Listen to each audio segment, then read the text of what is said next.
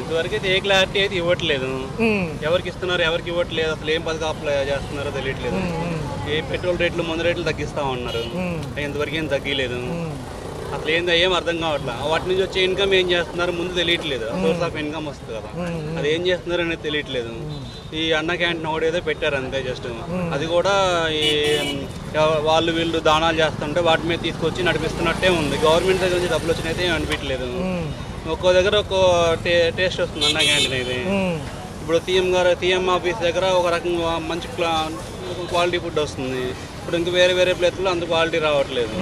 అక్కడ కూడా జరుగుతున్నట్టు తెలుస్తుంది. అలా ఏంటో ఏమంటున్నారంటే పథకాలకైతే డబ్బులు లేవు ప్రెసెంట్, అప్పులు చేసి ఇవ్వాల్సిందే, ఏదైనా అప్పు కుదిరితే ఖచ్చితంగా ఇస్తానని ఆయన. గతంలో కూడా ఇదే అప్పులు చేశారు కాబట్టి కదా ప్రభుత్వాలు లోటు బడ్జెట్లోకి వెళ్ళి అప్పులు చేయకుండా ఇప్పుడు వచ్చిన దాంట్లో వచ్చే ఇన్కమ్ అంతా ఎటు పెడుతున్నారో తెలియట్లేదు. ముందు పెట్రోల్ మీద వచ్చే ఇన్కమ్ ఎటు, మందు ఇన్కమ్ ఎటు పెడుతున్నారో తెలియట్లేదు. ఆ గ్యాస్ అయితే ఒకటి ఇచ్చారు, గ్యాస్ నడుస్తుంది, బాగానే ఉంది. అన్న క్యాంటీన్ రెండే నడుస్తుంది అంతే. అంటే అన్న మొన్నటి వరకు కూడా ముఖ్యమంత్రులు మార్పు అనుకునేది తెరపడినప్పటికీ వచ్చిన దగ్గర నుంచి మార్పు వచ్చినాక నాకైతే మార్పు ఏం కనిపించలేదు. అంటే వీళ్ళు మారదాం అనుకున్నారు కదా. ఏదైతే ఉందో ముఖ్యమంత్రి బరిలో కాసేపు లోకేష్ గారు అన్నారు, మళ్ళీ ఉప ముఖ్యమంత్రి అన్నారు. వీళ్ళేమో నాకు ఎటువంటి పదవి వద్దని బహిరంగ లేఖ ఎవరు పవన్ కళ్యాణ్. ఈ రాజకీయం అంతా ఏంటంటే జనాల్ని మళ్లించడానికి అదొక రాజకీయం పెట్టారు. తిరుపతి లడ్డు రాజకీయం పెట్టారు, లడ్డు రాజకీయం ఎడిపోయిందో తెలియదు.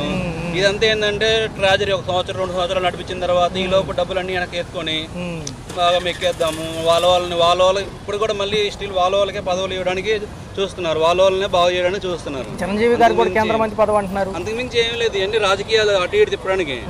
చిరంజీవి ఇంకేం వస్తాడు, ఇంకా రాడు ఆయన. సినిమాలు ఆయన ఏజ్ అయిపోయింది. ఎందుకంటే విశాఖపట్నం విజయసాయి రెడ్డి గారి పోస్ట్ ఆయనకే అంటున్నారు రాజ్యసభకు సంబంధించి.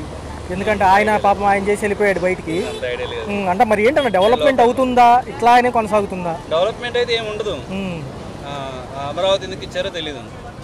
అంటే పోలవరం వీటికి విశాఖ ఉక్కుకి ఇచ్చిన నిధులు ఏమవుతాయి మరి? వీళ్ళకి ఏమైనా సపోర్ట్ ఉంటుందా? మళ్ళీ ప్రైవేటీకరణ, అది కూడా ప్రైవేటీకరణే.